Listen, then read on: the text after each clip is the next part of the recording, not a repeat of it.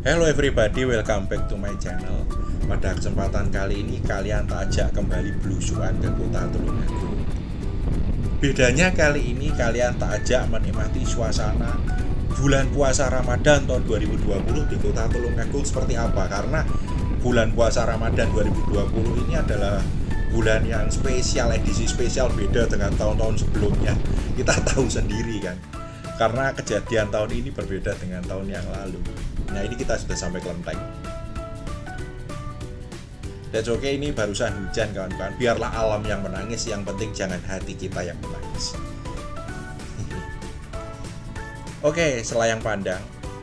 Di Tulungagung saat ini statusnya ada 10.652 orang ODR atau orang dalam risiko, 464 orang OTG atau orang tanpa gejala, 1.162 orang ODP atau orang dalam pengawasan, 513 orang PDP atau pasien dalam pengawasan. Sumbernya dari COVID-19 Jawa Timur, jadi ini bukan hoax karena memang saya konfirmasi dari situs resmi pemerintah ya. Dan saya turut prihatin karena beberapa waktu yang lalu di Tulungagung ada sampai satu desa di lockdown karena seingat saya desa Sumber Gempol namanya. Seingat saya ya, tapi kalau saya salah ya mohon dimaafkan, mohon dikoreksi di komen. Itu karena penyebabnya yang saya baca di media kok ada warga yang meninggal karena positif COVID itu tidak ketahuan gitu. Terus akhirnya jenazahnya dikebumikan seperti biasa dan menular kemana-mana, termasuk pada yang memandikan jenazah, yang menguburkan, sampai dengan yang takziah begitu. Nah, akhirnya ya satu desa di lockdown semua. Habis itu masih ditambah lagi ada satu klaster baru, perusahaan rokok di Tulungagung karyawannya terkena COVID. Itu saya sangat prihatin juga. Lupa saya jumlahnya berapa, 17 atau 9 orang, saya lupa ya. Tapi yang jelas cukup banyak dari Kediri. Jadi karyawan dari Kediri yang bekerja di Tulungagung yang akhirnya terkena COVID ya cukup signifikan jumlahnya. Akhirnya dari situ juga ikut mendongkrak jumlah pasien PDP di Kediri juga gitu. Nah kawan-kawan, memang saat ini seperti kita lihat kota Tulungagung relatif sepi tapi juga nggak terlalu ramai juga. Tapi jauh lebih menggembirakan dari yang kemarin. Kalau kemarin itu sepi banget. Sekarang ini relatif agak ada aktivitas lah warganya. Ya memang kita nggak bisa memungkiri ya, dan kita nggak bisa menyalahkan keadaan saat ini. Nggak ada salahnya bila Presiden Jokowi ngomong kita harus mulai berdamai dengan Corona. Karena meskipun di satu sisi pihak medis meminta kalian di rumah saja supaya segera berakhir, ya itu tidak salah. Mereka juga berjuang, berjibaku, bertaruh nyawa, kok mereka tidak bisa disalahkan. Tapi masyarakat sendiri juga nggak bisa disalahkan, disuruh di rumah terus juga nggak bisa. Karena mereka juga banyak yang sudah kehilangan mata pencaharian, kena PHK. Mereka bingung gimana caranya bertahan untuk hidup ini gitu. Bahkan banyak yang ngomong kan di media sosial bahwa kalau orang terkena corona itu peluang mati hanya 2%, tapi kalau nggak kerja, nggak makan, peluang matinya itu 100% gitu loh. Ya memang mereka itu semua nggak ada yang bisa disalahkan. Ya jalan tengahnya seperti yang dibilang Presiden Jokowi itu, bahwa yang kita butuhkan saat ini adalah kita harus berdamai dengan corona. Gimana caranya sampai vaksin ditemukan. Tapi ngomong-ngomong nih kawan-kawan, saya nih sebagai orang awam dan saya nggak tahu seperti apa obat corona itu ya. Kalau kita telaah lebih jauh, dulu tahun 1918 di Spanyol itu kan ada pandemik flu yang akhirnya mewabah seluruh dunia, termasuk di Hindia Belanda. Hindia Belanda itu Indonesia saat ini gitu. Nah, dulu flu itu jadi momok dan membunuh banyak sekali orang, jutaan orang. Tapi akhirnya sekarang kita toh bisa hidup nggak usah bingung, flu nggak membunuh. Karena obat-obat flu sudah dijual dari apotek-apotek, warung-warung juga banyak yang jual Mixagrip, jual Ultraflu, Sanaflu, Insa, dan lain-lain kan.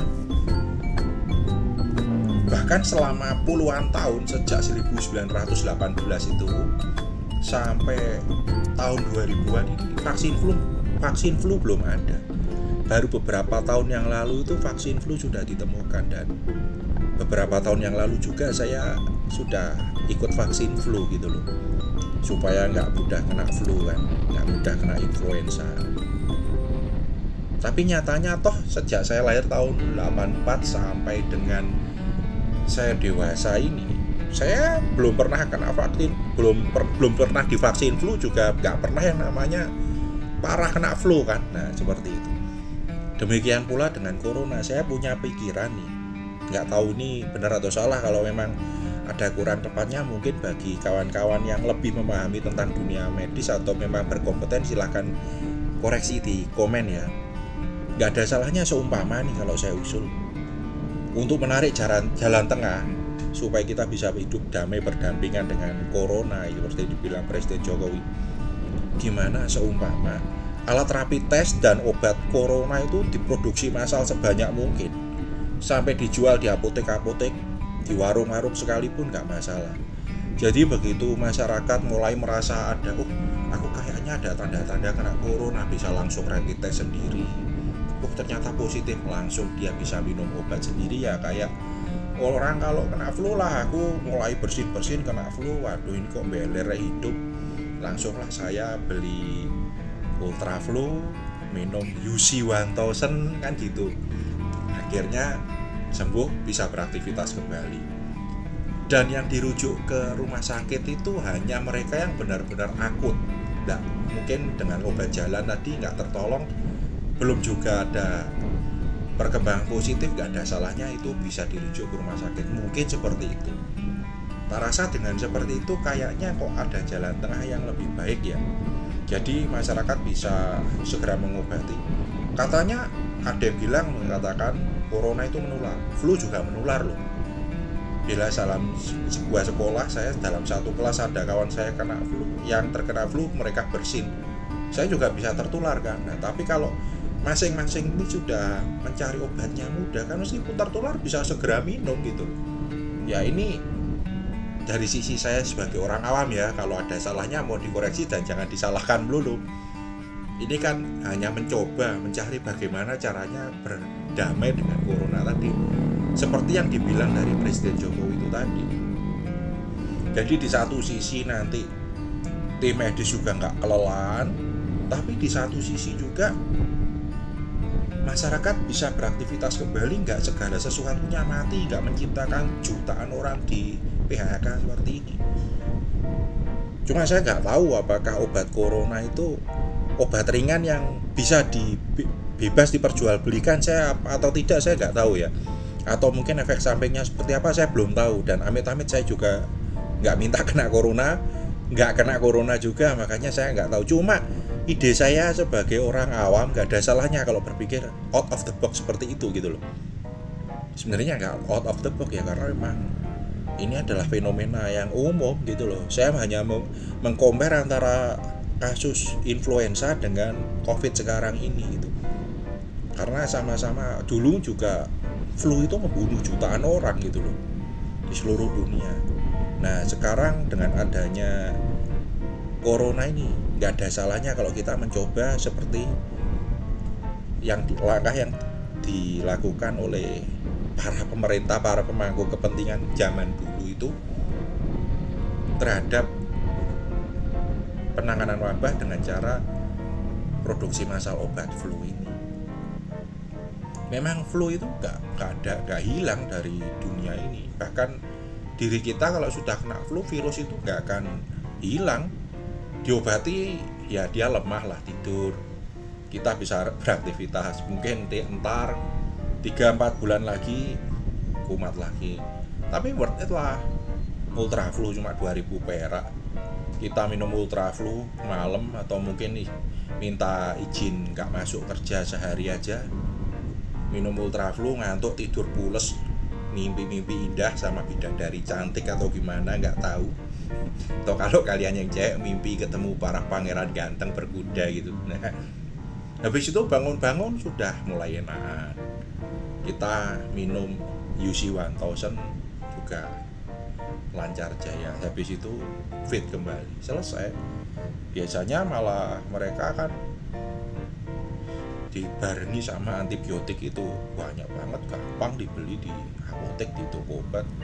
Beli amoxicillin gitu kasih, biasanya kan dicampur ditambah itu amoxicillin sama sama ultraflu sama UC 1000 itu diminum itu sudah besoknya enakan. Itu flu, nggak ada salahnya seumpama covid ini seperti itu juga ya. Ini hanya masukan saya sebagai orang awam loh ya. Saya rasa karena memang presiden sudah punya inisiatif supaya kita berdamai dengan corona ini gitu loh kawan-kawan. Jadi nggak ada yang salah apabila kita juga berpikir seumpama kayak gitu gimana ya, kayak flu itu. Kita ke Kimia Farma, ke apotek-apotek terdekat tuh langsung pilih yuk alat rapid testnya. Nah, rapid testnya sekarang memang mahal, tapi kalau diproduksi massal kan bisa ditekan lagi itu costnya mungkin nih. Terus habis itu bisa ngetes sendiri ya, kayak kalian kalau ngetes sensitif itu ini lagi positif gak gitu. Nah habis dites, habis itu kan kalian bisa kalau positif bisa segera diobati gitu. Tapi kalau sensitif obatnya lain loh. Kalau sensitif langsung harus ke ijabsah. Kalau kalian belum belum dibawa pernikahan ya. Tapi kalau sudah menikah ya langsung aja, berarti tambah rezeki, tambah momongan. Memang lebaran tahun ini adalah lebaran yang benar-benar menyedihkan kawan-kawan. Karena kita semua berada dalam pandemi. Bukan hanya di Indonesia aja, tapi 213 negara seingat saya itu kena. Sangat-sangat menyedihkan gitu. Jadi mau nggak mau ya harus dicari jalan tengahnya. Saya rasa karena itu tadi, kalau di Wuhan kemarin itu di lockdown total, karena pada saat kejadian kan memang obatnya masih belum ditemukan, belum dicari, dan mereka masih menyembuhkan orang dengan imun tubuhnya sendiri gitu. Setelah obat ditemukan dan bisa didistribusikan, apa nggak ada salahnya nih kalau obat didistribusikan sebanyak mungkin.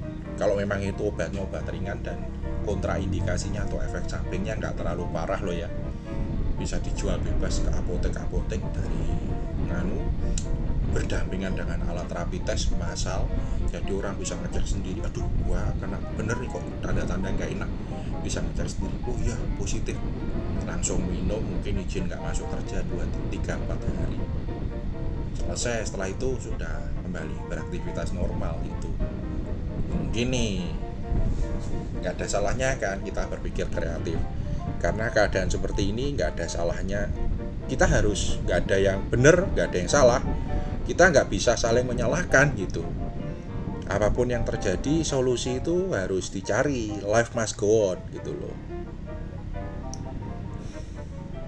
Nah ini udah mulai rame kan, jalan-jalan ya, gimana lagi, kita nggak bisa menyalahkan juga.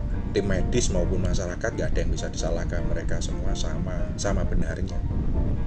Kebutuhan mereka masing-masing juga saling berbeda dan nggak bisa membenarkan salah satu pihak yang lain harus suruh ngalah, nggak bisa gitu. Ya oke kawan-kawan, sekian dulu vlog dari saya ini. Jangan lupa subscribe dan klik tombol loncengnya, dukung terus saya berkreasi. Semoga video ini bisa menjadi tombol kangen bagi dulur-dulur di perantauan yang nggak bisa pulang. Cukup nonton aja dalam vlog-vlog saya ini dan kalian sudah bisa mengikuti perkembangan di kota Tulungagung kalian yang tercinta dari Tanah Rantau. That's okay, see you.